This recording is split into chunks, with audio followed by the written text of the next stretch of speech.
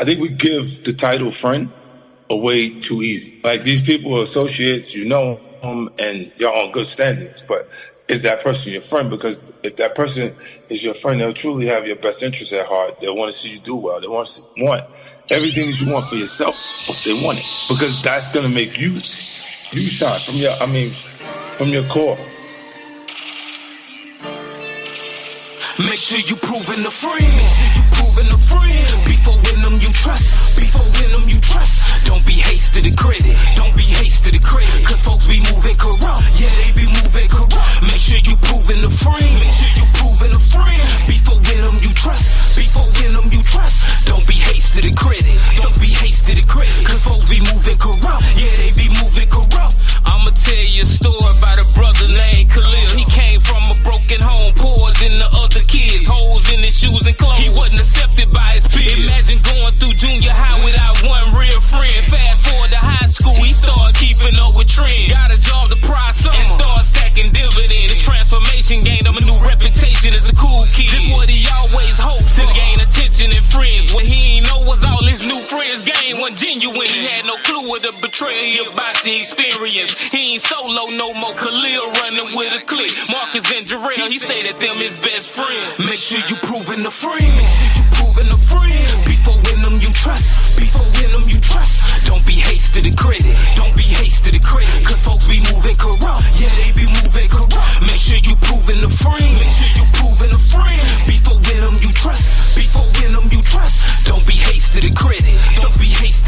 Cause folks be moving corrupt. Yeah, they be moving corrupt. Now Marcus and Jarrell didn't work. They was jag boys. They used to taking what they want. They don't ask for it. Khalil went hip to who his best friend really was. But what he did know was both of them kept a gun. After school they all would meet up and smoke blunts. They taught him a lot he didn't know. They helped him earn his trust. But on this day they chose to hang out in another hood. Khalil was skeptical, but they assured him it was all good. Linked up with some dudes they knew so they could shoot dice. Khalil hit it, came up, his pockets looking right. So him, Marcus, and Jarrell headed home for the night. They tried to rob him, he didn't give it up, so they took his life. Make sure you proving the friend.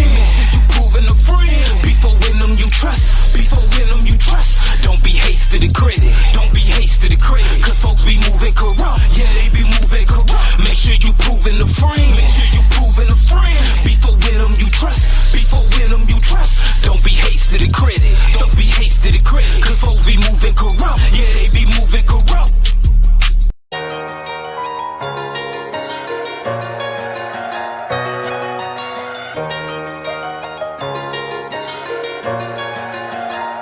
Why they be preoccupied with doing worldly things? I'm focused on saving souls, I'm working for the king. And I'ma get my all, yeah, I'ma get my all. I'm nothing like the man that I used to be. All the mistakes in my past, I made them foolishly. No power over my flesh, Satan was ruling me. Y'all delivered me from things that you couldn't believe. Yeah, but those I discovered who I really was. Realized I wasn't living right, I had to switch it up. I'm a child of the promise of Israelite by flesh. Gotta go hard for the truth and I cannot rest. Native American or Hispanic, you the same as me. They don't wanna tell us we the Jews from antiquity. Ain't no man alive that can stop what we're meant to be. Black man, your royalty, yeah, we were really kings. Started following other gods and we still do. Yeah, how was I really died just for me and you. We living in the last days, the Bible coming true. Can't serve Yahweh and the devil, so what you gon' do? Why they be preoccupied with doing worldly things? I'm focused on saving souls, I'm working for the king. And I'ma get my all, yeah, I'ma get my all. Why they be preoccupied with doing worldly things? I'm focused on saving souls, I'm working for the king. And I'ma get my all, yeah, I'ma get my all. I'll stop celebrating all them stupid holidays. Base my calendar off the moon, I keep the holy days. To serve them in spirit and truth, that's the only way. Gotta obey the commandments, that's for our soul's sake. Indoctrinated with pagan practices and false teaching. Play with cognitive dissonance, so you can't teach them. Focus on who the Father draws, yeah, I gotta reach him. Cause I can feel the kingdom coming and I wanna see it. Yeah, I can plant a seed, but he the one that make it grow. And there ain't nothing without him, can't do it on my own. I gave up my pride life, I had it all wrong. This really my real life, this ain't just a song. Gotta say he the wise counsel when you love God. That sacrifice for the right reason ain't really hard. Just cause you in the world don't mean you gotta be on the world. If you don't obey him, you don't love God, you love the world. Why they be preoccupied with doing worldly things? I'm focused on saving souls, I'm working for the king. And I'ma give my all, yeah, I'ma give my all, Why they be preoccupied with doing worldly things? I'm focused on saving souls, I'm working for the king. And I'ma give my all, yeah, I'ma give my all,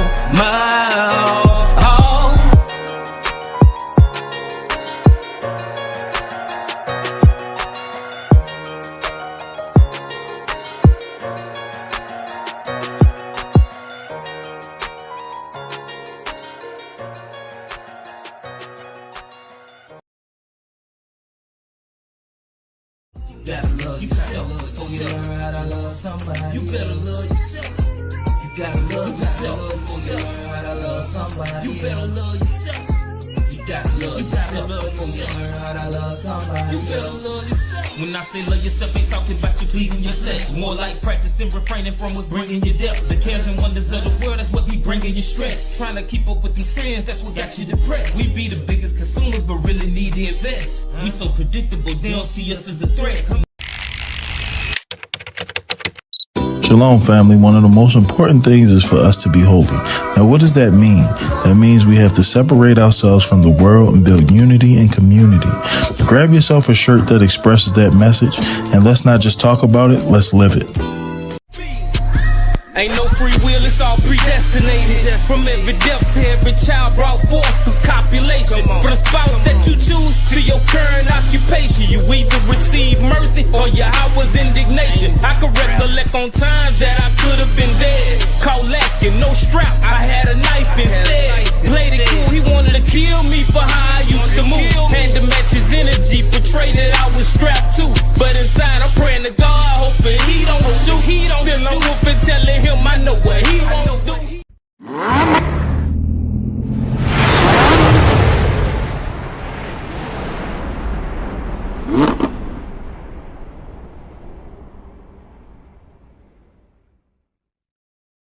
It ain't for everybody. It ain't for everybody. It ain't for everybody. It ain't for everybody.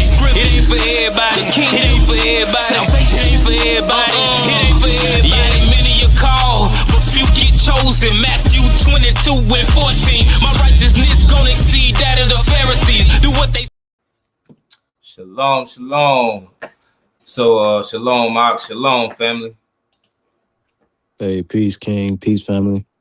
So first, we want to start off by giving all praise, honor, and glory to the Most High, whose name is Yahweh, and we do so by Shem HaMashiach Yahweh Shai. That just means in the name of his only begotten Son, who most around the world know as Jesus Christ.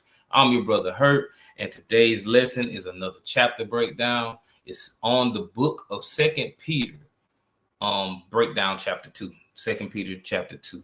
So all praise, honor, glory to the Most High for allowing us to be able to come to y'all today to be able to bring forth this lesson, and for all of us to be here and in good health, because we know, we could have woke up this morning or we could not have woke up this morning, but the Most High chose to wake us up this morning.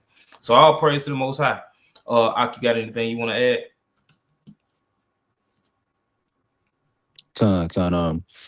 Yeah, all praises to the Most High once again for bringing us all together, and making sure, or seeing it fit to make sure that we're all alive and have our activity of limbs and things of the sort.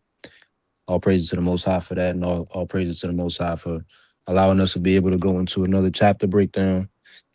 I think, if I remember correctly, last week we didn't go into a chapter, but we finally back on it. So all praises to the Most High. I look forward to these, and I hope everyone else does as well.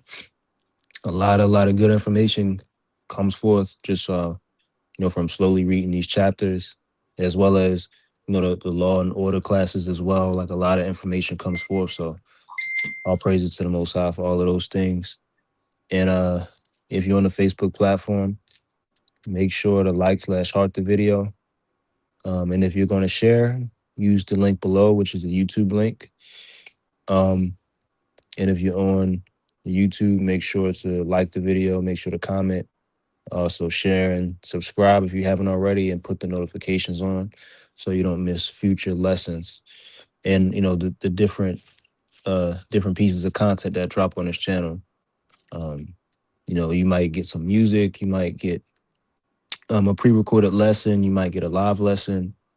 You'll never know unless you have, first you have this channel subscribed, and then second you have the notifications on so that you can see what's coming to your algorithm. So all praises to the Most High, and I don't got nothing else, man. So I'll pass it back to you, King. Khan, and I appreciate that. I also just making sure that everybody hits the notification bell so they can be notified, so you don't miss anything, because it's easy to miss something in the algorithm. If you get on YouTube, just because you get on that don't mean that it's gonna show you that something new has come to the channel. So all praise to the Most High, the Water King. So I guess without further ado, well, like the note posted comment says, and I'll just reiterate this again because it's important. Thank you for helping us grow the kingdom of the Most High by liking, commenting, and sharing the video. Please subscribe and turn on the notification so you don't miss out on future lessons. And it's very important that y'all do that. It helps a lot. It helps more than you realize it does, as far as people being able to see that there's content that they may be interested in. So all praise to the Most High. And shalom or shalom to Brother Paraz, Sister Wendy, the Boss Lady, and Princess of Zion Dree, and shalom to everyone else that may be watching, even if you haven't commented. Shalom to you, and that just means peace and blessings upon you. So all praise to the Most High. Without further ado, you can go ahead and get your screen shared.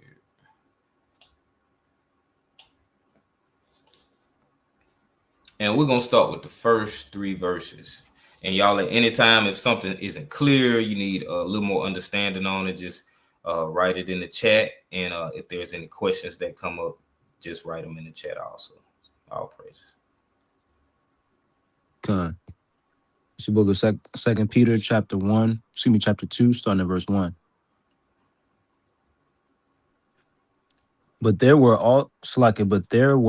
false prophets also among the people, even as there shall be false teachers among you, who privily shall bring in damnable heresies, even denying the Lord that brought them, and bring upon themselves swift destruction. And many shall follow their pernicious ways, by reason of whom the way of truth shall be evil spoken of.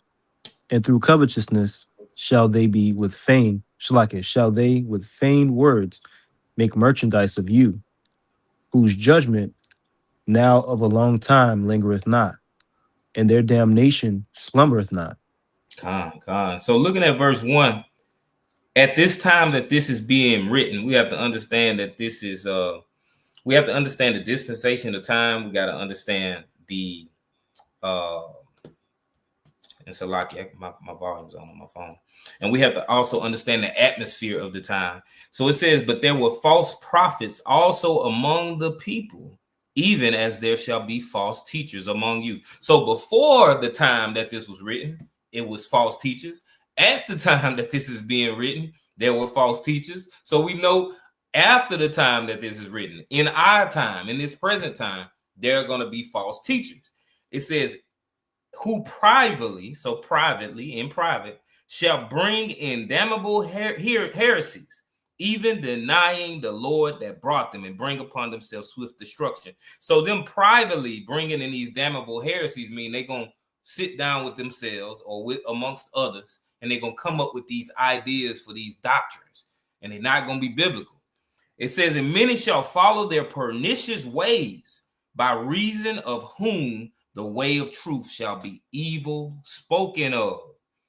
And through covetousness shall they with feigned words make merchandise of you, whose judgment now of a long time lingereth not, and their damnation slumbereth not. So looking at verse 3, it gives us a context clue to understand what is a feigned word. So the way that verse begins, it says, and through covetousness shall they with feigned words. And here's another context clue after these words, make merchandise of you. So we're going to look at feigned words in Greek, and we're going to see how using feigned words are going to make merchandise of the people? And why is this covetousness leading to them using these feigned words? Con, this is G4112 plastas, and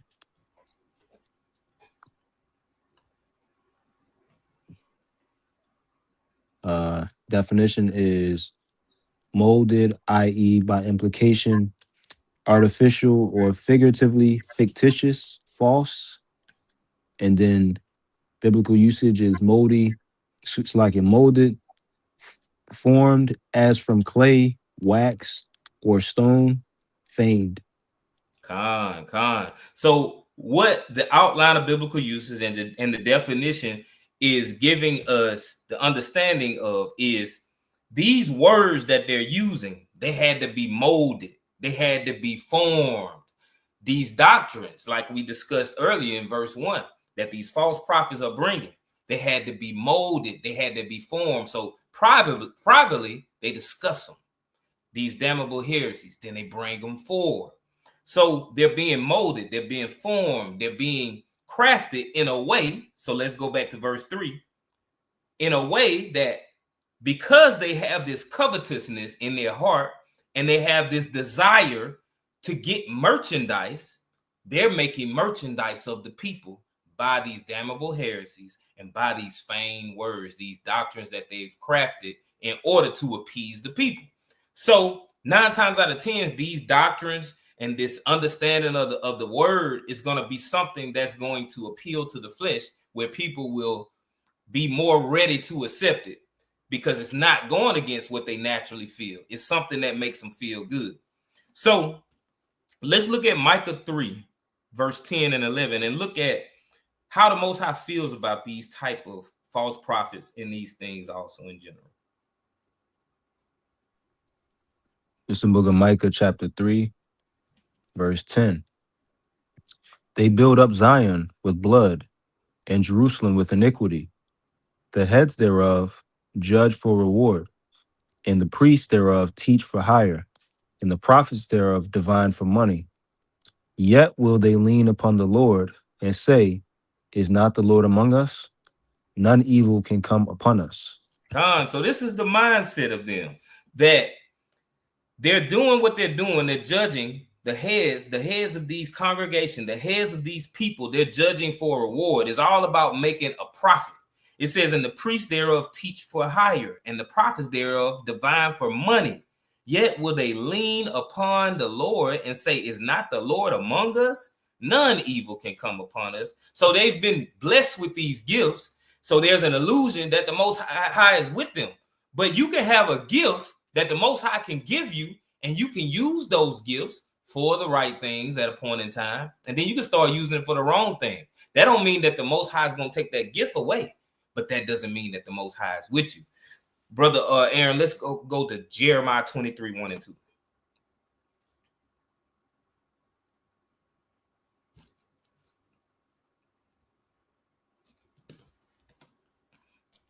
It's the book of Jeremiah, chapter 23, starting verse 1. Woe be unto the pastors that destroy and scatter the sheep of my pasture, saith the Lord. Therefore, thus saith the Lord God of Israel, against the pastors that feed my people, ye have scattered my flock, and driven them away, and have not visited them. Behold, I will visit upon you the evil of your doings, saith the Lord. It's so many pastors in these churches that will not speak against paganism, pagan holidays, and just pagan culture in general. And they allow the people to just go as they please. It says, woe be unto the pastors that destroy and scatter the sheep of my pasture, saith the Lord. Now, these people or these sheep that are being scattered, they don't even understand that they scattered. They think they're fine. But this scattering is a taking them further away from the Most High, further away from where they're supposed to be. You think about sheep, and as far as their dwelling place, there's going to be a certain area where the shepherd wants them to dwell in. When they start to get outside of that area, that's their safe area, now anything can happen. A wolf can come just grab them up, take them by the neck, kill them, destroy them. So this is what is showing us that these pastors, they're responsible for scattering the flock. Now you're putting the flock in danger of getting death because of you scattering them. And the Most High says he's not going to forget what they did. He's going to visit the evil of their doings. So, like we read in Micah 3:10 and 11, a lot of these false prophets today, they believe the Most High is with them. And they'll say, you don't see what he's done for me? You can't tell me God ain't with me. Because they got a big church. They got the Rolls Royce or whatever it may be. They have a beautiful family or whatever it is that may make them have this affinity to believe that they're actually blessed when they're not blessed. The Most High, he's gonna let the sun shine on the just and the unjust. So we're all blessed in a way that has nothing to do with the actions that we take in life. He's gonna allow the sun to rise on us in the mornings and set in the nighttime, and a lot of us should be dead in that same day because we may have done a sin that's to death. But there's an understanding that with the scripture, what the Most High says is he's going to do. He's going to do these things, and there's nothing that's going to stop it. And Ak, if you want to add anything, you can.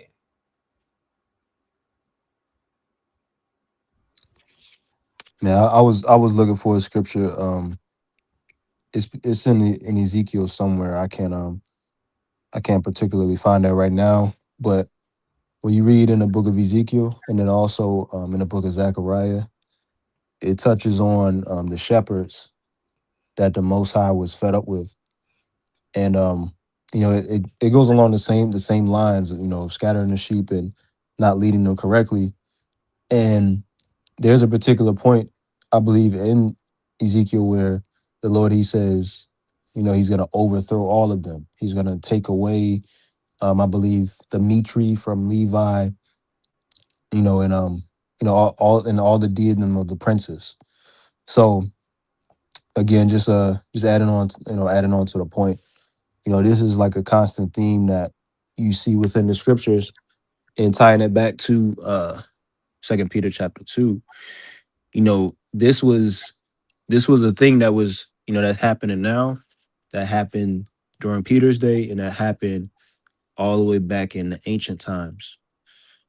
So again, it's good for us to understand the examples of these particular situations so that, we can be more vigilant in watching, whose table we sit to eat at, so to speak. And I'm talking about on a spiritual level, but I yield right there, King. Khan, all praises. So let's go back to 2 Peter 2. And let's get verses 4 through 6. Khan. Continuing on verse 4. For if God spared not the angels that sinned, but cast them down to hell, and delivered them into chains of darkness, to be reserved unto judgment, and spared not the old world, but saved Noah, the eighth person, a preacher of righteousness, bringing in the flood upon the world of the ungodly, and turning the cities of Sodom and Gomorrah into ashes, condemned them with an overthrow, making them an ensample unto those that after should live ungodly. Khan. So verse 4 says, for if God spared not the angels that sinned, but cast them down to hell and delivered them into chains of darkness to be reserved unto judgment. When we look at this verse 4, there's a common understanding that this is actually talking about the heavenly angels, that they did something that the Most High had to cast them down to hell, and now they're in hell in chains of darkness, just burning in flames.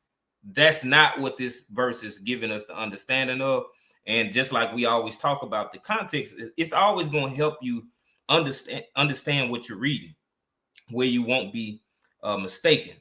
So it says, and spared not the old world, but saved Noah, the eighth person, a preacher of righteousness, bringing in the flood upon the world of the ungodly. So it's saying that in verse 4, if God spared not the angels, and when we look at that word, angels doesn't always mean someone from the heavenly host. An angel can just be simply a messenger, point blank. There are plenty of times that this word is used, whether it's the word angel or whether it's the Hebrew or the Greek word for the equivalent of angel, and it's referring to men. So it says, for if God spared not the angels that sin, and our understanding would be that these angels that sin would actually be the Israelites that had sinned. And it says, but cast them down to hell. Now, this place of hell wouldn't be literally under the ground in an eternal place of fire. This hell that they were cast into, or we were cast into, would be the condition, the state of being that we would have to face for breaking the law, statutes, and commandments that are expressed all throughout the law when it says that, hey, if you don't do this, you're going to receive this. That's hell for us. It says, and delivered them into chains of darkness to be reserved unto judgment. What's the opposite of light? It's darkness. And we're supposed to be the light, but if we're dark, if we're in darkness, there is no light in us. If there's no light in us, there's no God in us. So these things have to be looked at from the point of view of, okay, is it possible for an angel to sin against God? Do they have the same nature that human beings have? Because human beings have a sinful nature by design. And we're supposed to reject the flesh, go against the flesh, what we desire. Do the angels have that same ability? We're going to look at a couple of scriptures. If you could, grab Psalm 103, verses 19 to 20.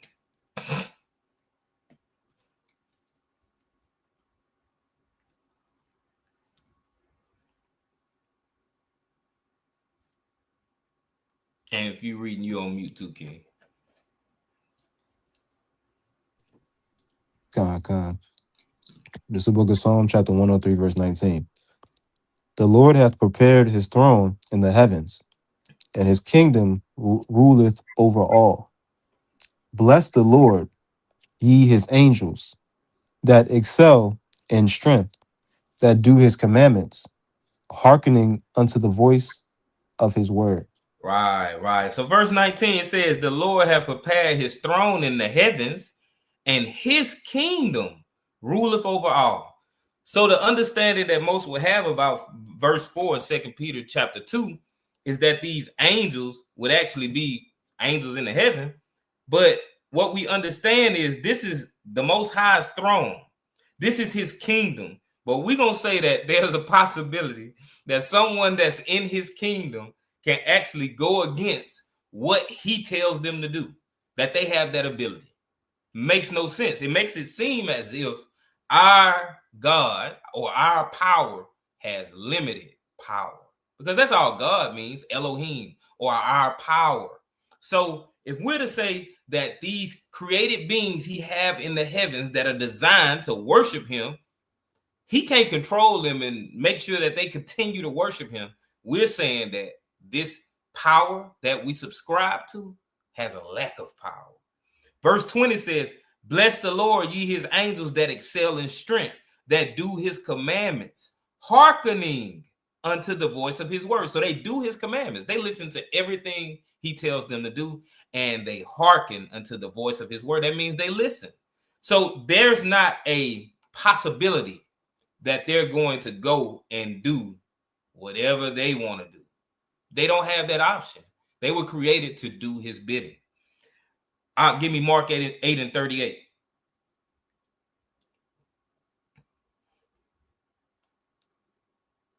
God, it's the book of Mark, chapter 8 and verse 38. Yes, sir. God, it's the book of Mark, chapter 8 and verse 38. Whosoever therefore shall be ashamed of me and of my words in this adulterous and sinful generation, of him also shall the Son of Man be ashamed when he cometh in the glory of his Father with the holy angels. Hold up. It says the angels are holy, separate, set apart. If they're holy, they're holy. That doesn't mean that they have another nature. They're holy angels. So Just like I stated before, it's not a possibility that they would go against the Most High because they are the holy angels. And Ak, if you want to add something to that, you can. Khan, I just seen a comment on Sister Wendy, because the sons of God are also the Israelites. Khan, all praises.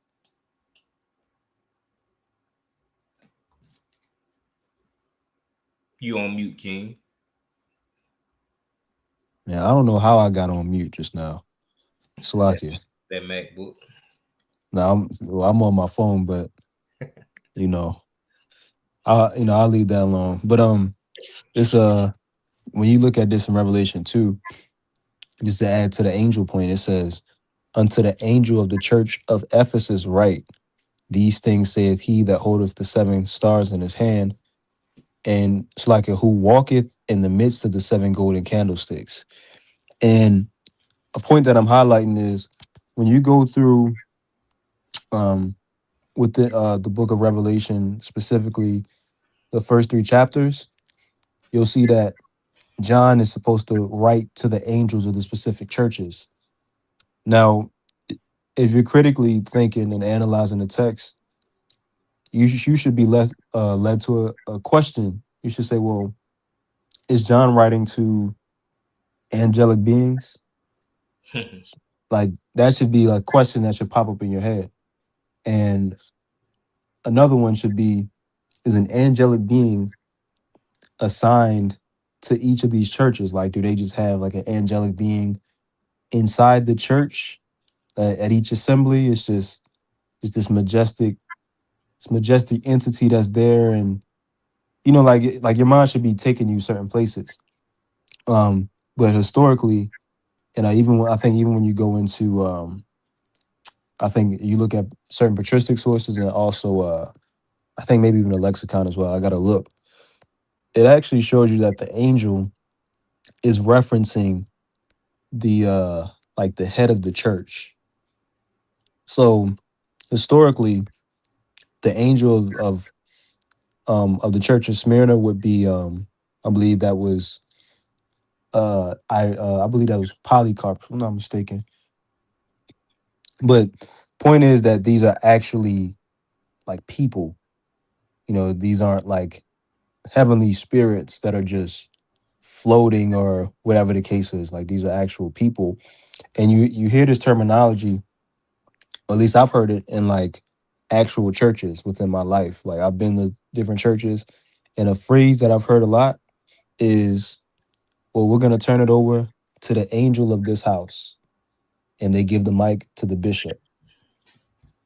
So many times in many contexts, the bishop within a church setting is considered the angel of the house.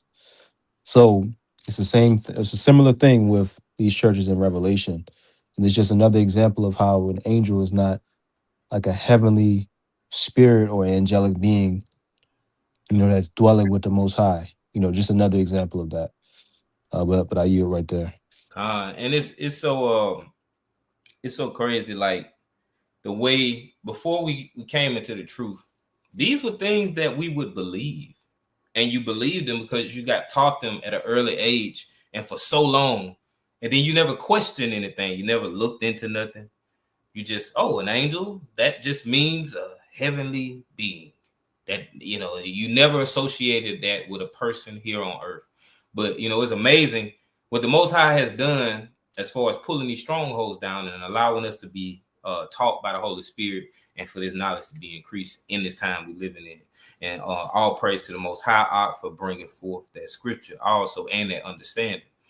So let's continue. Let's go back and look back at 2 Peter 2 verses 4-6. Let me go back because I want to look a little closer at verse 5 and 6. And so verse 5 and 6 says, "And spared not the old world, but saved Noah, the 8th person, a preacher of righteousness, bringing in the flood upon the world of the ungodly, and turning the cities of Sodom and Gomorrah into ashes, condemned them with an overthrow, making them an example unto those that after should live ungodly." And I'm going to read verse 7 also. and deliver just Lot, vexed with the filthy conversation of the wicked. So what are two notable things about these two events, y'all? I'm gonna give a second for y'all to answer. What are two notable things about these two events? Something they have in common.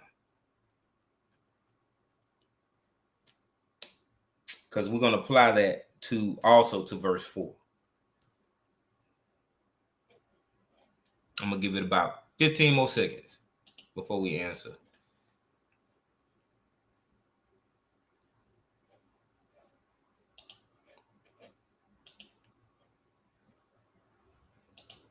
All right, nobody got the answer.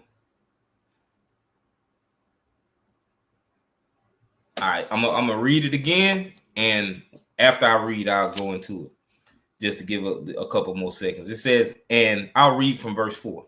For if God spared not the angels that sinned, but cast them down to hell and delivered them into chains of darkness to be reserved unto judgment, and spared not the old world, but saved Noah, the 8th person, a preacher of righteousness, bringing in the flood upon the world of the ungodly, and turning the cities of Sodom and Gomorrah into ashes, condemned them with an overthrow, making them an example unto those that after should live ungodly, and deliver just Lot, vexed with the filthy conversation of the wicked.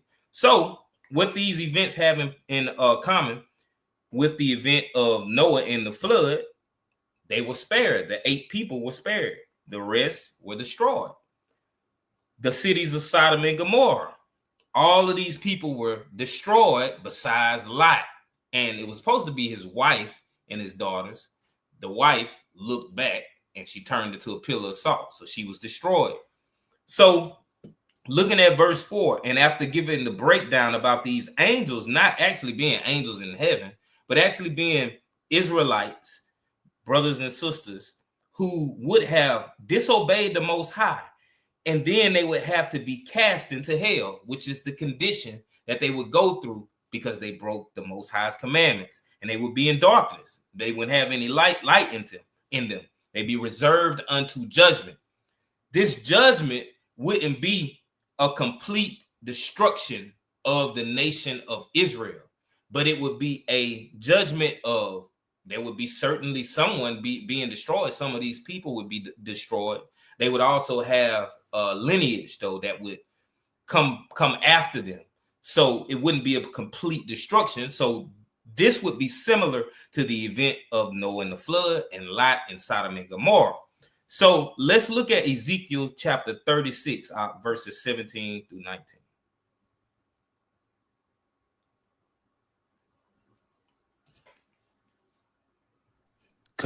And shalom, sister Yahili. Said 36 and 19. 36, 17 through 19. It's the book of Ezekiel, chapter 36, starting at verse 17. Son of man, when the house of Israel dwelt in their own land, they defiled it by their own way and by their doings. Their way was before me as the uncleanness of a removed woman. Wherefore I poured my fury upon them for the blood that they had shed upon the land, and for their idols wherewith they had polluted it. And I scattered them among the heathen, and they were dispersed through the countries, according to their way, and according to their doings I judged them. These are the angels being judged, y'all. We were those angels. Our ancestors were those angels. Son of man, when the house of Israel dwelt in their own land, they defiled it by their own way and by their doings. Their way was before me as the uncleanliness of a removed woman. And I think, something we need to just kind of look close at before I go further. The way that they defiled the land and the way that the Most High seen them as unclean was something that's common today all throughout the world. And even today, on this day that we, the world looks at as so-called Jesus' birthday, so-called Christmas. It says they defiled it by their own way and by their doings. Their way was before me as the uncleanliness of a removed woman. this is more indication that the only way we should be doing things is the Most High's way. Like people like to have a play with words because they like to call the Most High Yahweh. It's Yah's way or Yahweh. It says, wherefore I poured my fury upon them for the blood that they had shed upon the land and for their idols wherewith they had polluted it. And I scattered them among the heathen, and they were dispersed through the countries. So this is them being put in that hell and put in darkness, and the judgment being on them, just like we just got to read in 2 Peter 2 and verse 4. Let's go to Deuteronomy 28. Let's look in the law and see the evidence that this would also happen. Deuteronomy 28 verses 15 through 19. Sister Wendy, curses are definitely hell. Yeah, we see it on a worldwide scale today with our people, the things that we go through because we just don't keep the commandments. God. It's the book of Deuteronomy, chapter 28. You so funny. I ain't never heard that one.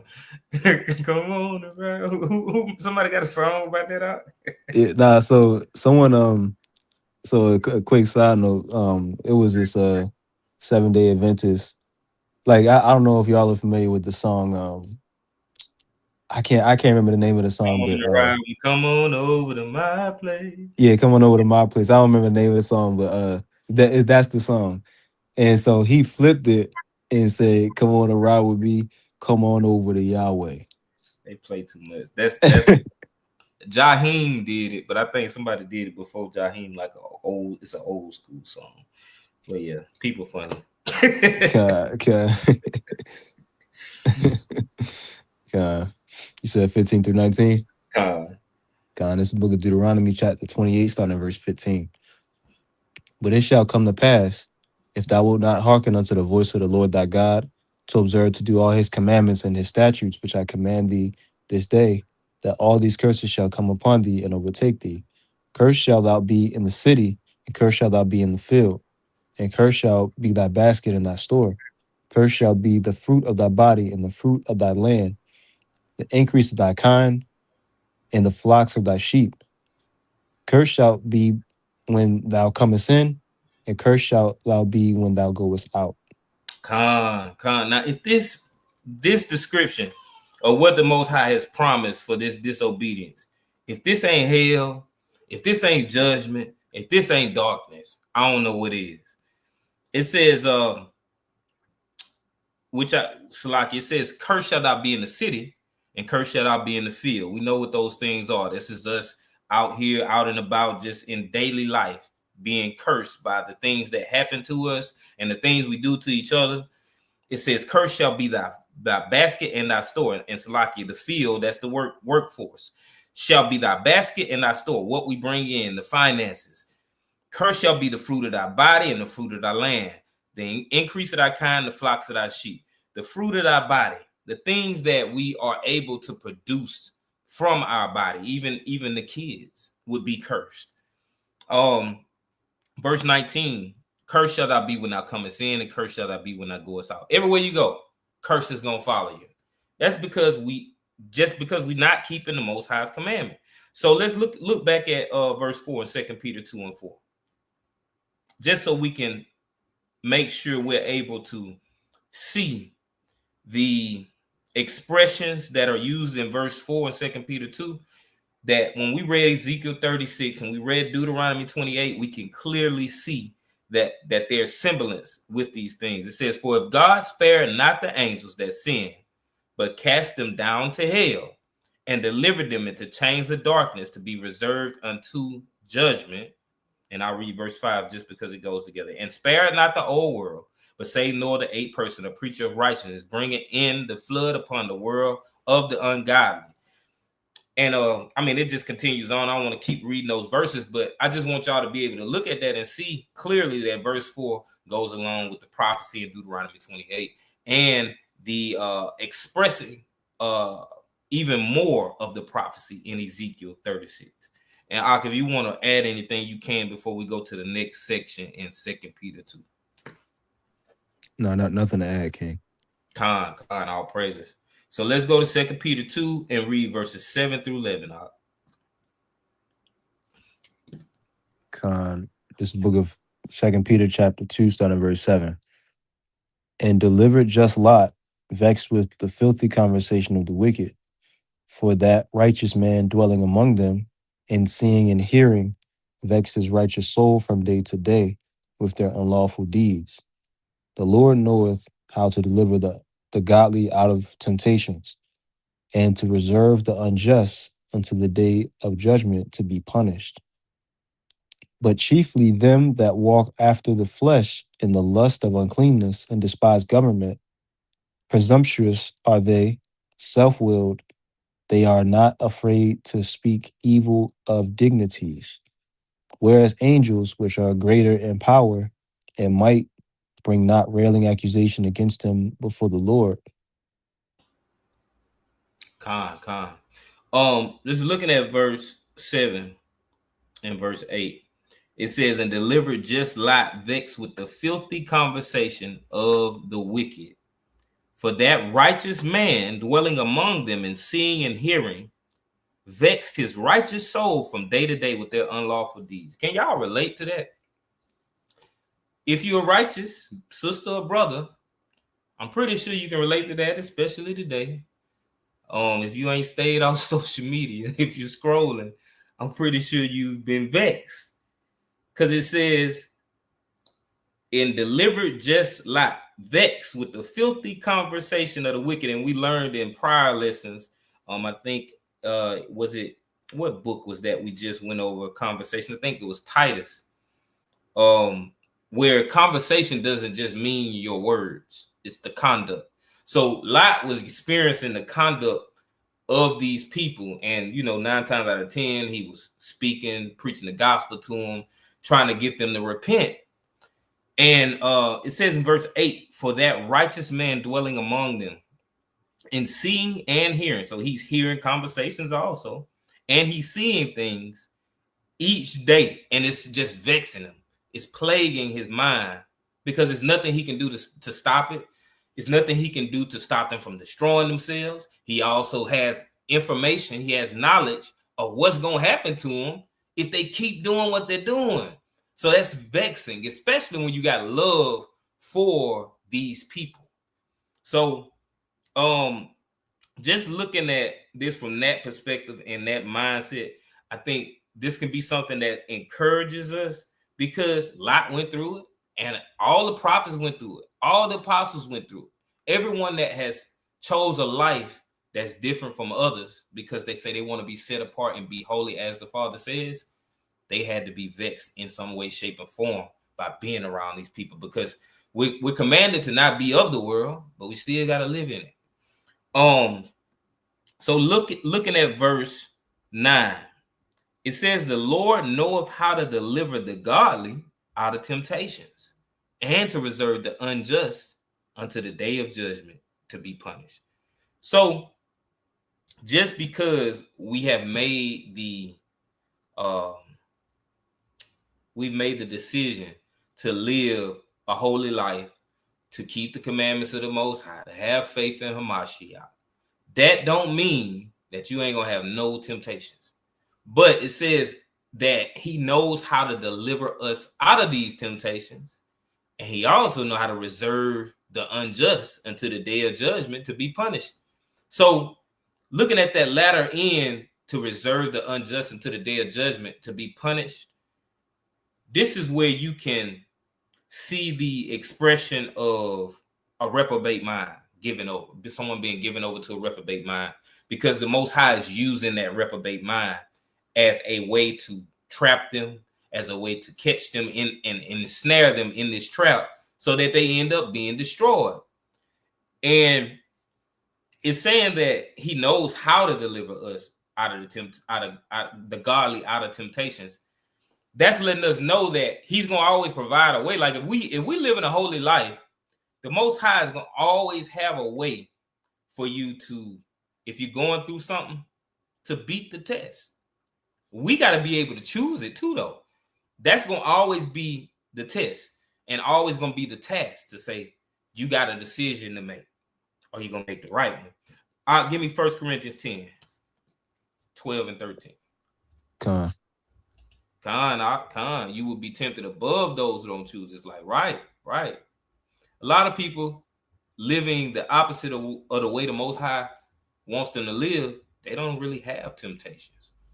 You got some that are lukewarm or that just may be ignorant and don't know and have the correct understanding about the Most High completely, but they may have some form of knowledge, and they may look at the laws of the Most High and say, okay, they'll pick and choose what's moral, and they'll follow those things. And they may be tempted to go against their morality that they have taken from the laws of the Most High. But go ahead, verses 12 and 13.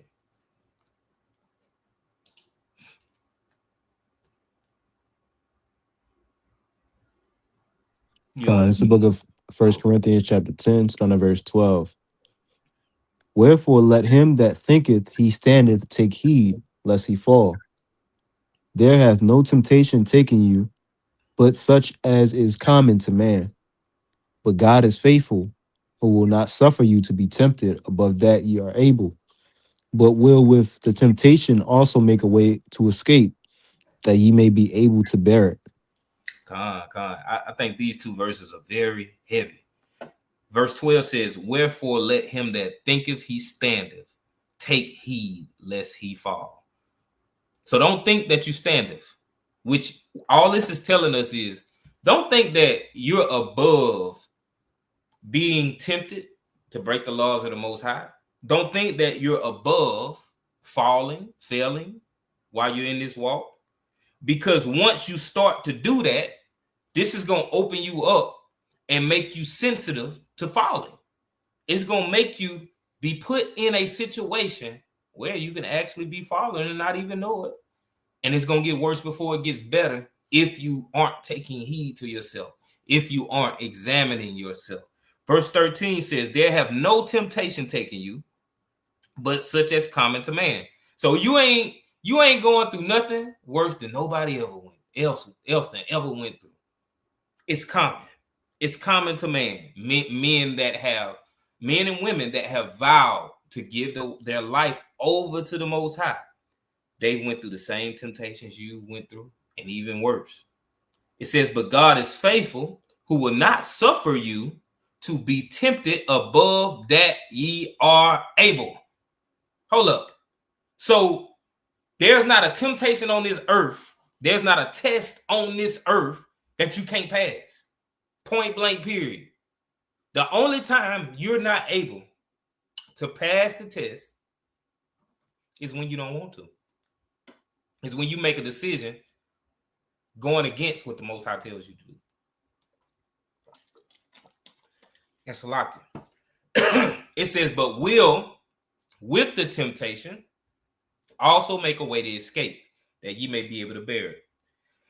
And if you want to speak for a second, you can, because I got a little frog in my throat or something.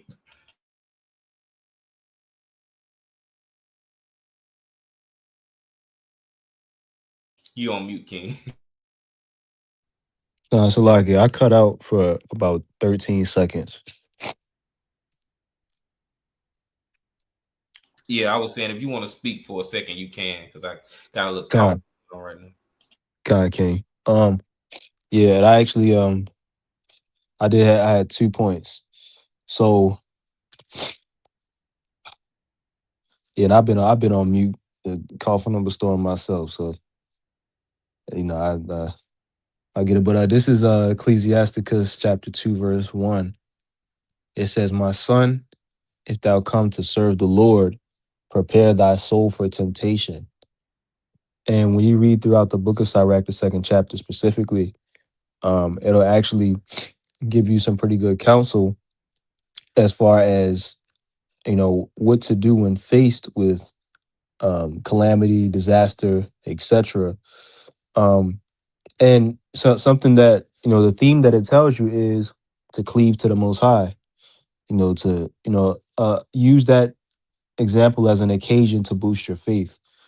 That's the theme of the Bible, but specifically there it teaches you that. And that's a good point there in 1 Peter chapter 4. I'm gonna pull that up real quick. 1 Peter chapter 4 in in verse 12, right?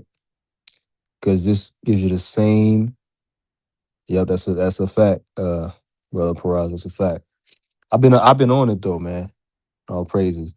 But 1 Peter chapter 4, verse 12, it says, Beloved, think it not strange concerning the fiery trial which is to try you, as though some strange thing happened unto you. And if you're following God and his word, and you experience persecution of some sort, you shouldn't look at that as like something to marvel at, because all of the men before you, they dealt with persecution, trials, tribulation, things of the sort.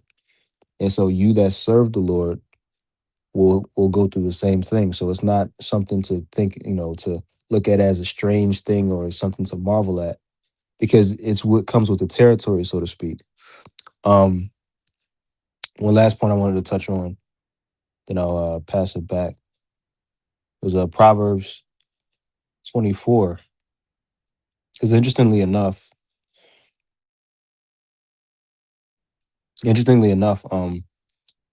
this particular passage, I'll read it in the KJV first, but this particular passage is usually looked at in one way. But I was doing some research and I was looking at it, and I was able to come across something. So when you look at Proverbs 24 and 16, it says, For a just man falleth 7 times and riseth up again, but the wicked shall fall into mischief. So interestingly enough, most of the time the way that this is explained is, someone that's righteous or just, they might, fall into sin every now and then, but they rise back up again. They, turn from their sins and they come back to the Lord. But the wicked shall fall into mischief, meaning they're going to continue in their sinful ways, which is fair. I can, I wouldn't argue against that. But when you look at this within the Hebrew and also in different translations, I'll pull up one NLT. It says, the godly may trip 7 times, but they will get up again. But one disaster is enough to overthrow the wicked. So right here, this is showing that the falling is in reference to, or it could be in reference to, calamity or disaster. And that goes back to the point of us having to go through many trials and tribulations, but us getting back up again and looking towards the Lord who is our help, as the scriptures teach us. Now, the wicked, or people that disregard God's laws, when they go through things, and what I've seen, and I'm sure the brother heard, he's seen this also, they go as far as blaming God. They'll go, and a lot of times people, they don't want to take, any accountability for the way that they, live their lives. And they don't want to take into account, well, am I walking uprightly before the Most High God? They never want to take that into account. But when they go through something, it's enough to overthrow the little bit of faith that they might have had. It's enough to destroy it. But the righteous, anytime they go through disaster, calamity, they're able to get back up again because they know the God that they serve, and they know when they're doing right before the Most High God, there is a reward, even if you feel like it's not, something that you're going to receive, maybe today or tomorrow or next week. There is something to look forward to as you read in the book of Romans, the 8th chapter, and also in the book of 2 Corinthians, the 4th chapter. So I wanted to bring out those points because, it shouldn't be something that's a strange thing or something to marvel at when you go through calamity as somebody that believes in the Most High God and follows after his word. It's something that's really should be expected, but I yield right there, King. Khan, all praises, and shalom, Sister Trepek, y'all. And I want to look back at 1 Corinthians 10, verse 13, and let's get temptation in the Greek. Khan.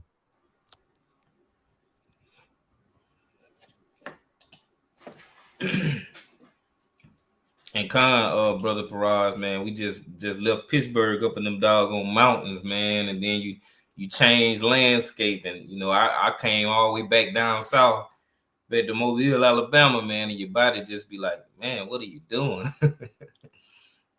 Yeah, go ahead out. This is G3986. It's Perasmas and Strong's info is a putting to proof by experiment of good, experience of evil, solicitation, discipline, or provocation, by implication, adversity, temptation, try. Hold it right there. I'll go back up to it. Okay. I want everybody to look at this closely. So I'm gonna read this. I want this to stay on the screen. It says in verse 13, they have no temptation. So this is the word temptation we're dealing with. Taking you by such as is common to man, but God is faithful, who will not suffer you to be tempted above that ye are able.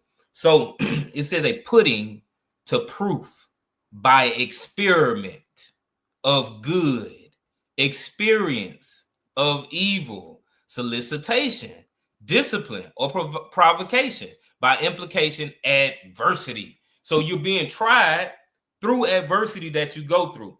And this adversity that may come against you is going to be something that's going to naturally go against your flesh, because it's going to be uncomfortable.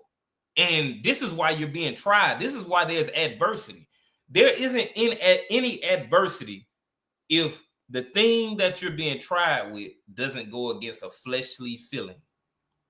So we have to understand this is a need and a time to pause. Going through a tribulation, going through temptation, going through a trial or test is when you pause and you say, why am I going through this test I'm going through? What kind of feeling do I have right now that's making it hard for me to actually pass this test? All right, let's go to outline of biblical usage. The usage, it says an experiment, attempt, trial, proving, the trial made of you by my bodily condition, since condition served as to test the love of the Galatians towards Paul, the trial of man's fidelity, integrity, virtue, constancy, an enticement to sin, temptation, whether arising from the desires or from the outward circumstances, an internal temptation to sin, of the temptation by which the devil sought to divert Jesus the Messiah from his divine errand, of the condition of things, or a mental state by which we are enticed to sin, or to a lapse from the faith and holiness. And you can stop right there, because the ones I really want to touch on, we've read them. So the first one, an experiment, attempt, trial, proven. This kind of echoes the same thing we read in the definition, that this is an experiment that you're going to go through. And it's a proving. So you've got to be proved through this test you're going through. So within this test, you're going to be faced with those things that you're weak at. The weakest points in your armor are going to be attacked, because you're supposed to be, through these tests, actually being refined through the fire, becoming stronger in the faith. And the only way that's going to happen, and like Khan, all praise to the Most High, like Brother Parad says, what good is faith untested?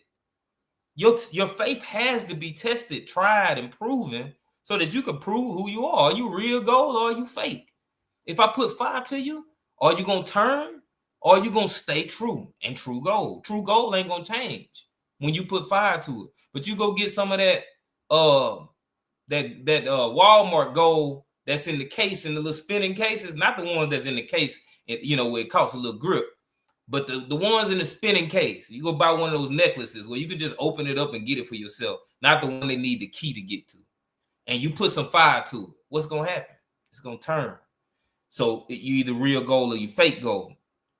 It says The trial of man's fidelity, integrity, virtue, constancy, and enticement to sin, temptation, whether arising from the desires or from the outward circumstances. So this is all about flesh. This is all about how something feels to you on the inside and outside.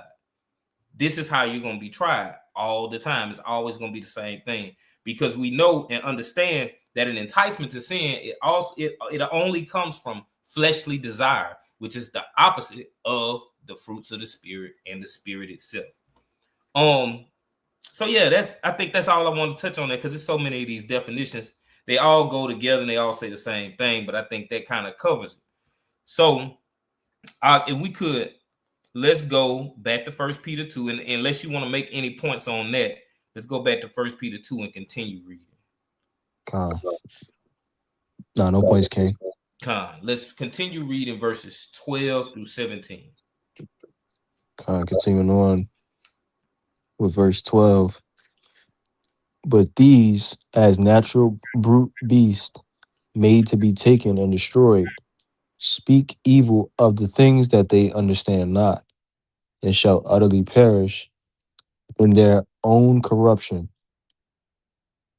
and shall receive the reward of unrighteousness, as they that count it pleasure to riot in the same daytime. Spots they are and blemishes, sporting themselves with their own deceivings while they feast with you. Continuing on, verse 14, having 17, it says, having eyes full of adultery, and they cannot cease from sin, beguiling unstable souls.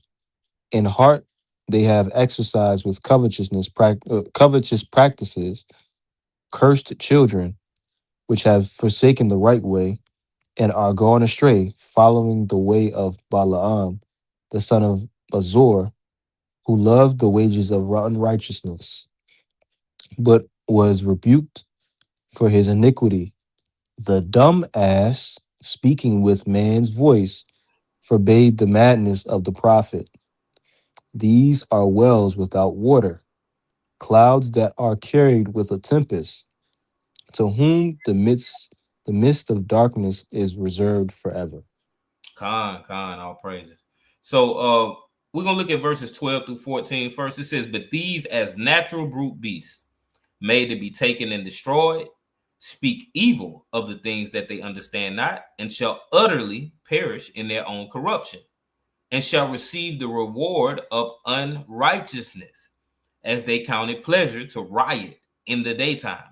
Spots they are, and blemishes, sporting themselves with their own deceivings while they feast with you, having eyes full of adultery, and that cannot cease from sin, beguiling unstable souls.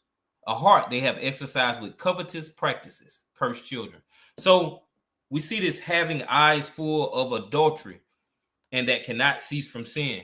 This isn't just dealing with a woman sleeping with a woman sleeping with a man outside of her marriage, or a man sleeping with a woman after he's just unlawfully put her away and sleeping with another.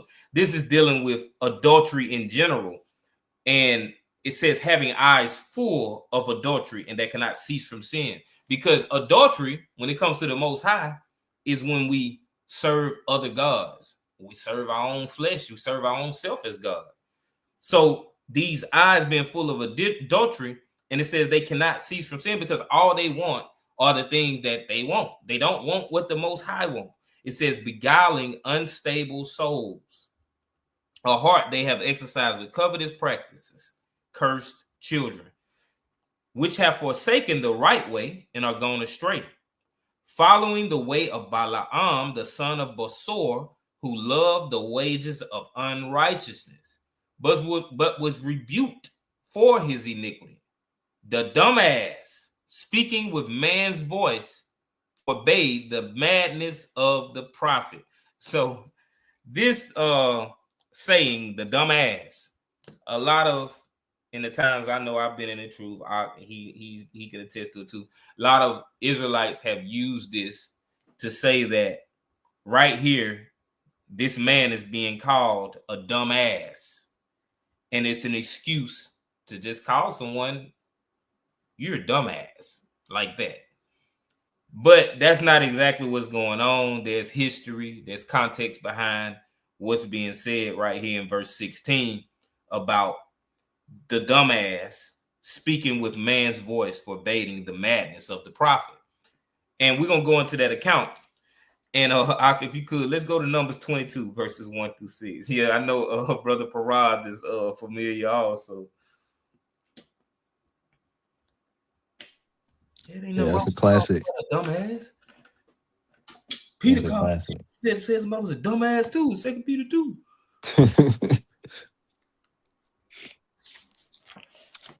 Oh, you said 22. So lucky. Numbers 22, 1 through 6. Come on. It's the book of Numbers, chapter 22. Starting at verse 1. And the children of Israel set forward and pitched in the plains of Moab on this side Jordan by Jericho. And Balak, the son of Zippor, saw all that Israel had done to the Amorites. And Moab was sore afraid of the people, because they were many. And Moab was distressed because of the children of Israel. And Moab said unto the elders of Midian, now shall this company lick up all that are round about us, as the ox licketh up the grass of the field. And Balak, the son of Zippor, was the king of the Moabites at that time. He sent messengers, therefore, unto Balaam, son of Beor, to Pethor, which is by the river of the land of the children of his people, to call him, saying, behold, there is a people come out from Egypt. Behold, they cover the face of the earth, and they abide over against me. Come now, therefore, I pray thee, curse me this people, for they are too mighty for me. Peradventure I shall prevail, that we may smite them, and that I may drive them out of the land. For I wot that he whom thou blessest is blessed, and he whom thou cursest is cursed. So we read in verses 1 through 6 just so there can be context, so y'all can understand exactly what's going on. And looking at verse 4, it says, Balak, the son of Zippor, was king of the Moabites at that time.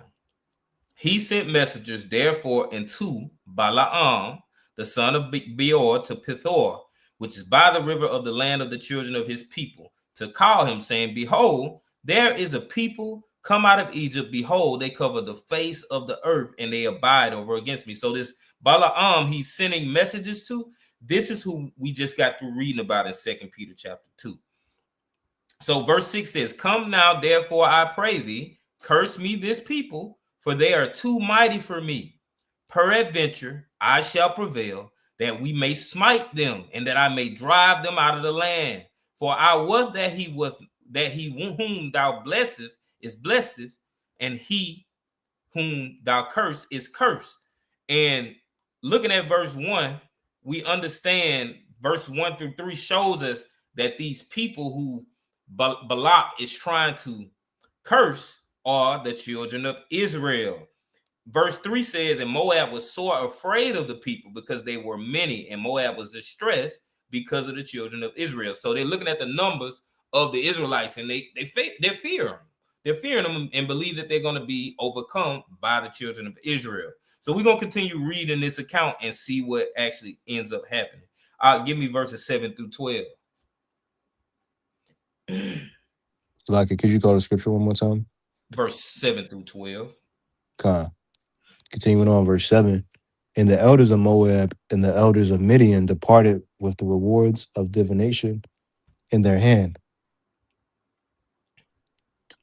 And they came unto Balaam and spake unto him the words of Balak.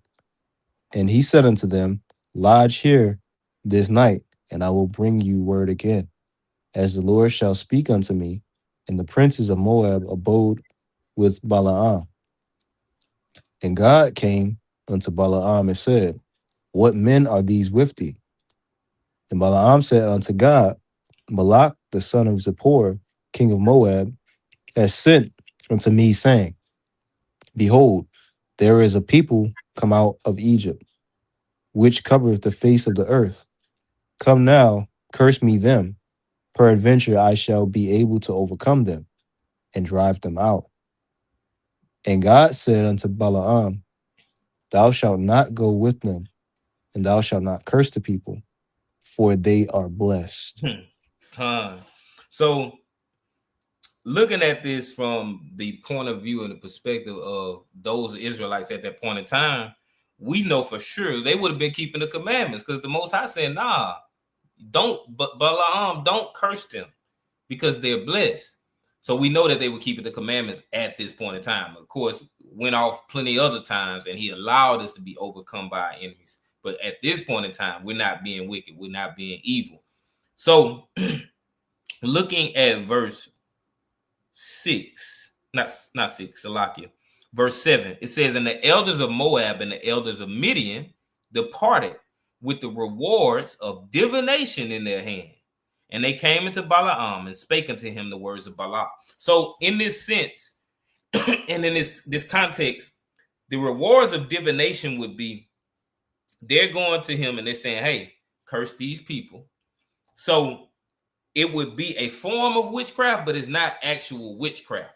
But they're trying to use an advantage that they think they have by speaking to Balaam, because they know he can curse these people and something to actually be done.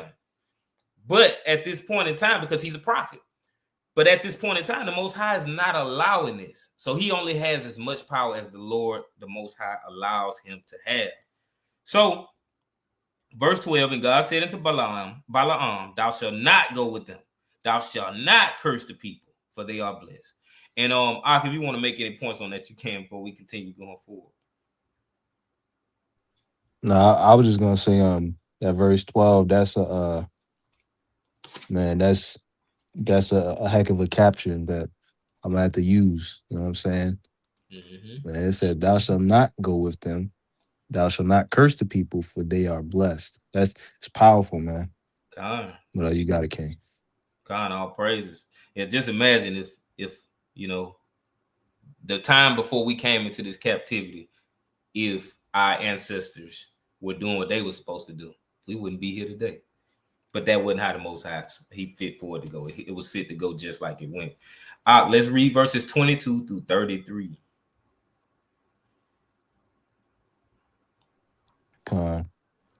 Jumping down to verse 22. And God's anger was kindled because he went, and the angel of the Lord stood in the way for an adversary against him. Now he was riding upon his ass, and his two servants were with him. And the ass saw the angel of the Lord standing in the way, and his sword drawn in his hand. And the ass turned aside out of the way, and went into the field. And Balaam smote the ass to turn her into the way. But the angel of the Lord stood in a path of vineyards, a wall being on this side and a wall on that side. And when the ass saw the angel of the Lord, she thrust herself into the wall and crushed Balaam's foot against the wall, and he smote her again. And the angel of the Lord went further and stood in a narrow place where was no way to turn either to the right hand or to the left. And when the ass saw the angel of the Lord, she fell down under Balaam, and Balaam's anger was kindled, and he smote the ass with a staff. And the Lord opened the mouth of the ass, and she said unto Balaam, What have I done unto thee, that thou hast smitten me these 3 times? And Balaam said unto the ass, Because thou hast mocked me, I would there were a sword in mine hand, for now I would kill thee.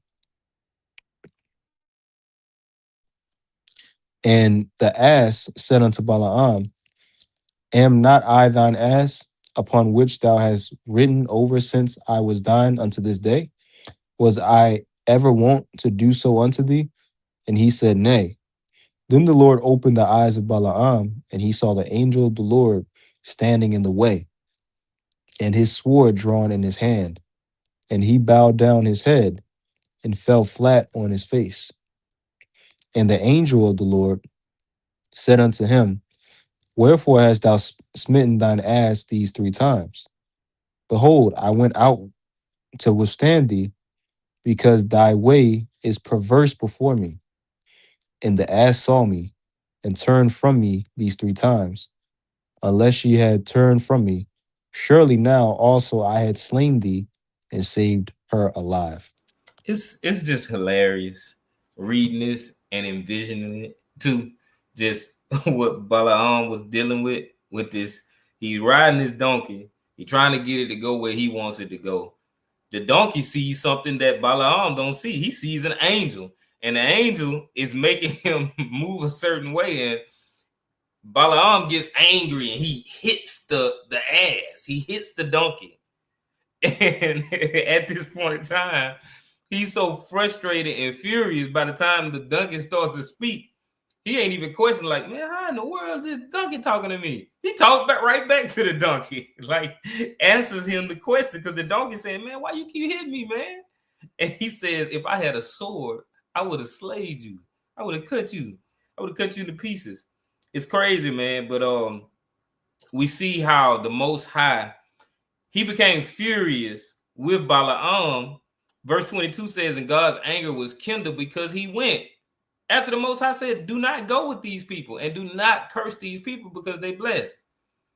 And it shows us that no matter what our intentions may be, the Most High will going to be done. However he got to do it, whether he got to make a donkey, an ass speak to you, he's going to make sure his will's done. Point blank, period. No matter what we do, we can't control, we can't stop whatever the Most High has in his plans. It says, and the angel of the Lord stood in the way for an adversary against him. Now he was riding upon his ass, and his 2 servants were with him. And the ass saw the angel of the Lord standing in the way, and his sword drawn in his hand. And the ass turned aside out of the way and went into the field, and Balaam smote the ass to turn her into the way. So Balaam is hitting the ass. He's hitting the donkey. But the angel is actually standing in front of the donkey with a sword. So the donkey like, man, I ain't finna go that way. Not finna strike me with that sword. I'm gonna go the other way. It says, but and this is symbolic of the authority that the angel actually possesses. It says, but the angel of the Lord stood in the path of the vineyards, a wall being on this side and a wall on that side. So can't go nowhere else.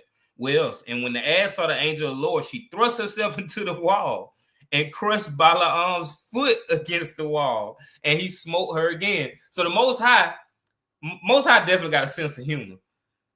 He knew that the donkey was going to throw itself against the wall, and that his foot, Balaam's foot, was going to be there, and that it was going to hurt. So at this point, he's already frustrated because the donkey not doing what he said do, and now his foot is hurting also. You can just imagine. It says, and the angel of the Lord went further and stood in a narrow place. Salaki, yes, and stood in a narrow place where was no way to turn, either to the right or to the left. And when the ass saw the angel of the Lord, she fell down under Balaam. And Balaam's anger was kindled, and he smote the ass with a staff. So now he done fell off the donkey because the donkey fell to the ground. And the Lord opened the mouth of the ass, and she said unto Balaam, what have I done unto thee, that thou hast smitten me these 3 times? And Balaam said unto the ass, because thou hast mocked me. I wish, he says, I would, but I wish there were a sword in my hand, for now would I kill thee. And the ass said unto Balaam, am not I thine ass, upon which thou hast ridden ever since I was dying unto this day? Was I ever want to do so unto thee? And he said, nay. Then Yahweh opened the eyes of Balaam, and he saw the angel of the Lord standing in the way, and his sword drawn in his hand, and he bowed down his head and fell flat on his face. So the donkey is talking to Balaam like, you know me. I've been a good donkey, a good ass to you this whole time you've had me. Do you think it's no reason in the world that I'm not going the way you want me to go. I'm stopping for a reason. And then he eventually sees the angel of the Lord. So just looking at this, going back to the reason we came here, 2 Peter 2, verse 16, where the dumb ass isn't speaking about Balaam being a dumb ass. It's speaking about the dumb ass that spoke to him. And the reason it's called a dumb ass, that dumb would be significant of, it's not even supposed to speak. That ass wasn't supposed to speak. That's what dumb means. And we're going to go to that word. Let's go back to 2 Peter 2 out. And if you want to make a point, you can before we go too far. That's the point I was going to make. Because I'll pass it to you. I'll just pass it to you because that was the only point I was going to make. Because when you go into that word, it literally means one that's without the faculty of speech. That's, and you ain't even got to go there. I mean, you can show it or whatever, but that's all I was going to do is just show, without faculty of speech is a outline of biblical usage. So that's a way that dumb can be used.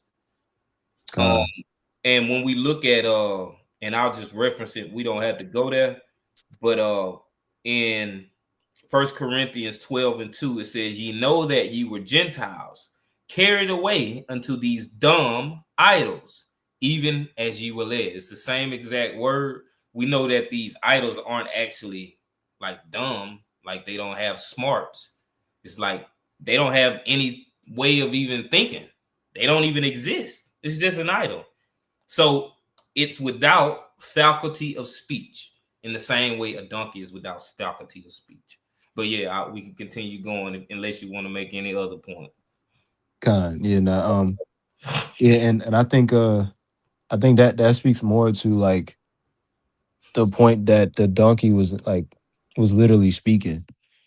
Because I remember when I first read that story in the book of Numbers, I remember I asked my mom, I said, hey, so you think like for real, this donkey was actually speaking? I was real young. I asked that question and she was just like, yeah. And I went and I did some study on it. And of course, it's one of those things where it's like really a miraculous it's a miraculous occurrence, so to speak, because again, like when you go into the language, a donkey is voiceless. A donkey doesn't speak, but the Most High caused this donkey to actually speak audible words to Balaam. And a point that you made, because I put in the chat, like, what you doing if an ass speaks to you? Like, Balaam, he kind of responded a little bit, casually, so to speak. Right. He was already upset, and then he responded with more anger and vitriol versus being like, how in the world are you talking? Right. You know what I'm saying? Like, that would be I would ask, I'd be like, well, hold on. How are you talking? Like, bump everything else. I'm not going to hit you no more. Right. How are you talking? Right. Like, that'd be my question. You know what I'm saying? But, again, that's just another miraculous, work of the Most High. But I yield right there. And I think that goes right along with when the ass started speaking to him with the expectations of Balaam that this donkey gonna go where I tell him to go. He always goes where I tell him to go. So at this point, he's so befuddled, he don't know what's going on. This donkey never acted like this. It's weird. And then he starts to talk. At this point, it's like, hey, you need to say something to me because I don't understand what's going on. It's funny, man, but all praise to the Most High. Let's keep reading 2 Peter 2, verses 18 through 22 now. This 2 Peter chapter 2, starting at verse 18.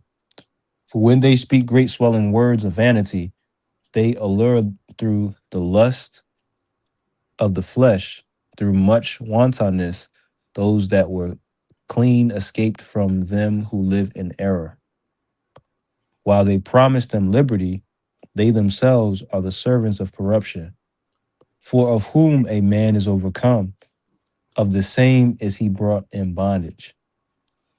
For if after they have escaped the pollutions of the world through the knowledge of the Lord and Savior, Hamashiach Yahushai, they are again entangled therein and overcome, the latter end is worse with them than the beginning. For it had been better for them not to have known the way of righteousness than after then after they have known it, to turn from the holy commandment delivered unto them. But it has happened unto them according to the true proverb, the dog has turned to his own vomit again, and the soul that was washed to her wallowing in the mire. All praise. So today is December the 25th. For those of you that are watching that don't celebrate Christmas, which I hope is everybody, do you see yourself going back to celebrating Christmas? Would you ever see yourself doing that in the future? I definitely don't. 100% don't. I was talking to Drea today when I woke up this morning. I was like, man, I just feel so good. Just feel good and comfortable knowing that my family doesn't celebrate it. That I got a young son, 17 months. He'll never have to experience celebrating that stuff, even though I did. And I thought about the different phases you go through as you come into the truth. When you first get into the truth, you're more so emotional around these holidays because you spent these days with your family and you're missing that, but you know the truth. So you don't care to do it, but it kind of, it affects you a little bit because you miss that family time, the whole family, everybody getting together. Say around the second phase is like you're over that part, but now you're kind of angry. You're angry at your family members. And you've done everything you could do. You exhausted it. And nobody wants to listen. The third stage is more anger, but it's a little different. And all you want to do is just rebuke it. And this fourth stage is more comfortability, where you're just happy that those that you love and are around in your household ain't partaking in it. But you never should have the feeling that it's a possibility that you could go back to doing something you completely 100% know is against the laws of the Most High. Now, we talk about how understanding increases as we go forward in our walk.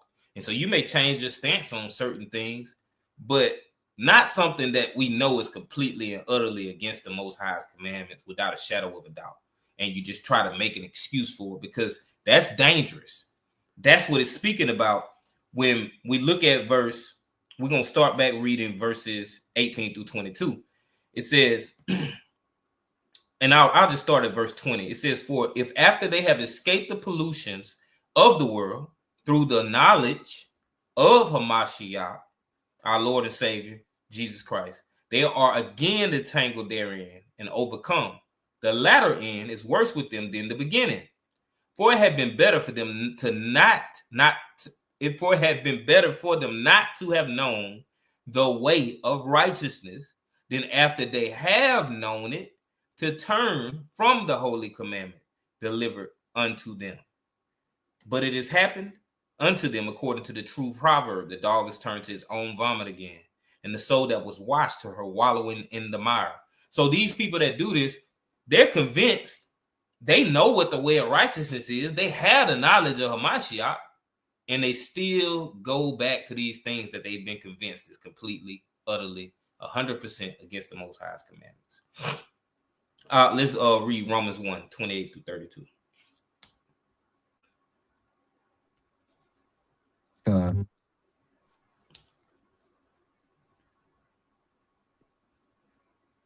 Said Romans 1, 28 through 30. 32. Yes, sir. God. It's the book of Romans, chapter 1, starting at verse 28. And even as they did not like to retain God in their knowledge, God gave them over to a reprobate mind to do those things which are not convenient, being filled with all unrighteousness, fornication, wickedness, covetousness, maliciousness, full of envy, murder, debate, deceit, malignity, whisperers, backbiters, haters of God, despiteful, proud, boasters, inventors of evil things, disobedient to parents, without understanding, covenant breakers, without natural affection, implacable, unmerciful, who, knowing the judgment of God, that they which commit such things are worthy of death, not only do the same, but have pleasure in them that do them. All praises. So looking at this is expressing to us the same information that they had this knowledge, but they didn't want to retain it. It says, even as they did not like to retain God in their knowledge, God gave them over to a reprobate mind to do those things which are not convenient. And we don't want to end up with a reprobate mind, because from what I've seen and from what I read about a reprobate mind, the people don't know. I've seen it so many times. I hate seeing it over and over again, where people start to fall out of the faith and fall out of the understanding. They don't even realize it. They just keep falling further and further. But it says, knowing the judgment of God, verse 32, that they which commit such things are worthy of death, not only do the same, but have pleasure in them that do them. So they're doing them, and they're also happy to see other people do it. Things that go against the Most High's commandments. Give me Revelation 3:15-16.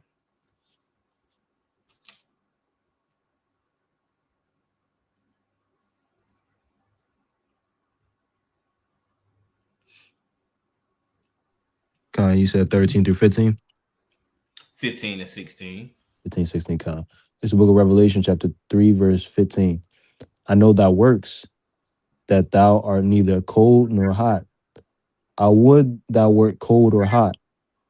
So then, because thou art lukewarm, and neither cold nor hot, I will spew thee out of my mouth. So it's worse for you to know and not do than for you to just, like you've had the knowledge of it and then you just don't do it. But somebody that don't really know and they just cold, it don't say that they get spewed out of his mouth. It says the one that are lukewarm gets spewed out of his mouth. So they got knowledge of what to do. And oh yeah, I know I'm an Israelite. Yeah, man, I know pork bad for you. Yeah, I know it say we're supposed to wear our fringes, and then you just don't do it. But those of our people who may not be convinced in their mind that the Israelites know what they're talking about, they better off, because they just cold. They're not lukewarm. They're just cold. They don't know no better. They're ignorant. So we have a great responsibility. We have a great task at hand. We got temptation and trials and tribulations we got to go through. And we have a responsibility because we know what we're supposed to do. We know who we are. We know that we're supposed to be keeping these commandments. We know we got the example to follow by the Messiah. So we have a lot of responsibility with that, because if we don't do what we're supposed to do and we return back to that vomit like that dog, Most High and the Messiah is going to spew us out of their mouth. They're not going to deal with us. They're not going we're not going to be in the kingdom, point blank, period. Let's read verse 18 out.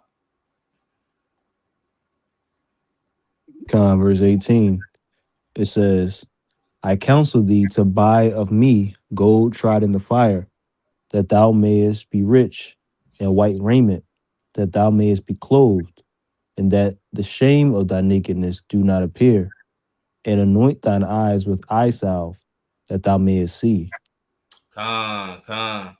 So it says, I counsel thee to buy of me gold tried in the fire, that thou mayest be rich in white raiment, that thou mayest be clothed, and that the shame of thy nakedness do not appear. And what Parah said earlier goes right along with this. What good is faith untested? We got to be gold tried in the fire. This is what the Most High wants.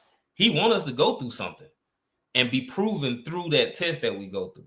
So, you know, we about to close out, y'all, for the most part. We don't want to be the dog returning to the vomit. We're going through the things we go through in order for us to be proven, not for us to become a reprobate, because we have these selfish, fleshly desires that we just want to fulfill no matter what. So then we start to justify ourselves in our own mind, even though we know it's wrong. Then the Most High eventually gives you over to that justification that you mentally have conjured up in your own mind. And then now you really believe that it's right. And it's over, because ain't no coming back from that. That's the Holy Spirit leading. Give me James 3:1.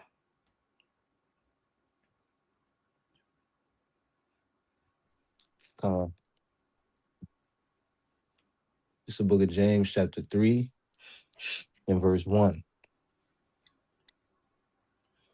My brethren, be not many masters, knowing that we shall receive the greater condemnation. And when you look at this word for master in the outline of biblical uses, it's just a teacher. It's just and it'll say something like teachers of the Jewish religion, which we know is not a such thing as a Jewish religion that they would be teachers of. It would be teachers of the laws of the Most High. And all of us would qualify as a master in this text, because it says, my brethren, be not many masters or teachers. Any of us can teach someone that we're supposed to keep these laws, statutes, and commandments. With that comes a great responsibility, and it also comes great consequence if we don't do what we're supposed to do. That's why it says, knowing that we shall receive the greater condemnation. We all are in danger of having a greater condemnation from the Most High, because we have a responsibility to teach this word and also practice it. So at the end of the day, I think that's all I got. At the end of the day, we're going to go through trials and tests. So y'all be prepared to gird up your loins and go through it and understand. And like I said earlier, pay attention when you're being tested. What's being tested? What fleshly feeling is causing this to actually be a test where you got to struggle through it and you got to suffer through it and you got to overcome it, so that you can focus on that and increasing that and strengthening that like a muscle. But yeah, all praise to the Most High. Ak, you got anything you want to add? No, none to add, King. Excellent lesson. All praises. So if there'll be nothing else, if anybody got anything that they want to post in the comments, you can, or any questions you can, and I'll give it a second. I'll just play a commercial while we wait. And you know what?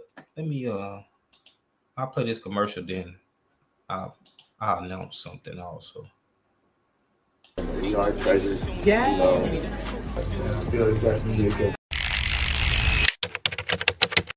Shalom, family. One of the most important things is for us to be holy. Now, what does that mean? That means we have to separate ourselves from the world and build unity and community. Grab yourself a shirt that expresses that message, and let's not just talk about it, let's live it. And all praise to the Most High, y'all. If y'all haven't been able to get any of the peculiar apparel wear, y'all go and check that out. My brother Dewar, he and his Isha Shantia have some good clothing at great prices, y'all. Fringes on them and all that. So all praise to the Most High. And I'm trying to find this. What I wanna share something with y'all. Let me see.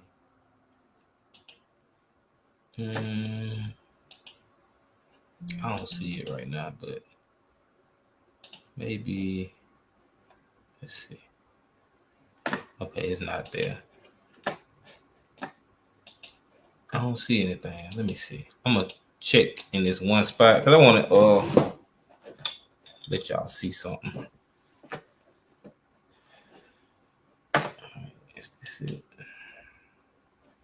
That's it. Yeah, that's it. All right, give me a second. I have it on the screen.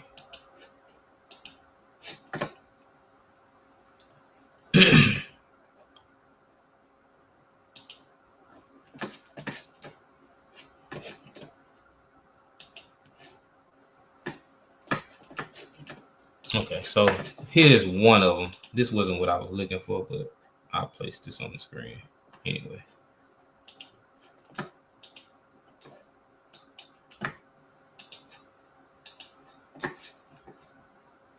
I should see it in like 2 seconds. So boom. I got 2 singles coming out on next week on January the 1st. So these 2 singles are coming out simultaneously on the same exact day. One's called Only God and the other one's Yah's Will. I just performed these 2 songs in Pittsburgh at the DTU conference. And I think y'all gonna like them. If you didn't hear them in the performance, you'll hear them next week on next Thursday. But the performance is on the YouTube channel if y'all want to go and check it out. But these are 2 different type of songs that I haven't. These is my first time recording some songs of this nature. It's more worshiping songs than just rapping. But yeah, y'all will see what I got in store for you. And the video is gonna come out together, and it's gonna be a dual video. So it's one video, but it's 2 videos in one for the most part. So y'all will see what we got going on and what we cooked up. All praise to the Most High. And I'm excited about it. So that'll tell you something that I think y'all going to really enjoy it. So all praise to the Most High. Aki, want to add anything else?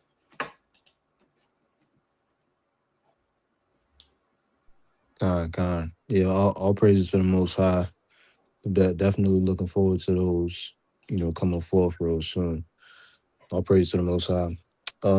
Yeah, beautiful lesson, King. I don't have anything to add. You want me to close it out? Khan, you can close it out, King. We'll close it out with Numbers 6 and 24 and down. Yahweh bless thee and keep thee. Yahweh make his face shine upon thee and be gracious unto thee. Yahweh lift up his countenance upon thee and give thee peace. And they shall put my name upon the children of Israel, and I will bless them. And with that, I'll say peace and shalom.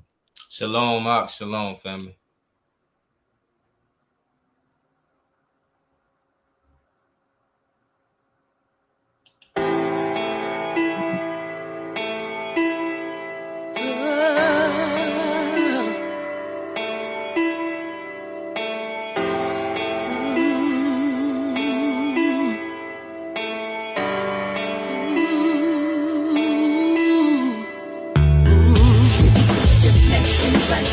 Saving us.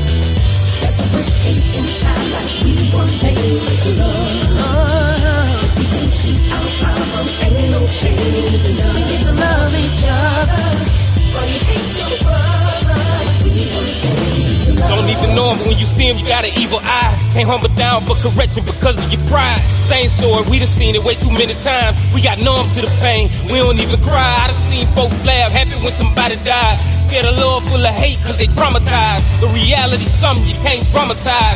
We done took so many losses, we demoralized. Instead of hunger for the truth, we want more lives. Ain't no reverence, no respect for the Most High. The hate for each other, something that we can't hide. We think it's cool to have sex with a brother wife. We think it's normal and it's natural to be a die. We take it for granted that we even alive. What we want and God wants don't even align. See the error in our ways, we ain't even trying. We want followers on our G, not to follow Messiah. We look up to entertainers, worship idolize. Don't commit to the covenant, we commit crimes. That's why we stuck in this condition, but we don't see the signs. You can't go off how you feel, you gotta use your mind. The most dangerous thing we got, but it's undermined. Can't force change, so I shine this little light of mine and lead an increase in change to the Most High. Seems like ain't no saving us. So much hate inside, like we were made to love. We can see our problems, ain't no change in us. We need to love each other. But you hate your brother, like we were made to love. Man, I know y'all gotta be tired of seeing your brothers getting killed, cut down in the streets. You gotta be tired of going to prison, seeing your brothers going to prison. Y'all ain't tired of this? You don't want to try to do this another way? The Most High God got another way. We just got to be able to seek and find. And once we seek and find, we execute. Because it's got to be a better way. We got to learn how to love each other. Because all this hate ain't getting us nowhere. Am I the only one that see that this ain't getting us nowhere? We need to learn how to love, man. Ain't no saving us. No saving us. Inside like we were made. Because we were made to love. Problems ain't no changing us. We need to love each other. While you hate your brother. Like we weren't made to love. Most of your homies in the grave, you ain't tired of it. The other ones incarcerated, you ain't tired of it. You been in and out of jail, but you ain't tired of it.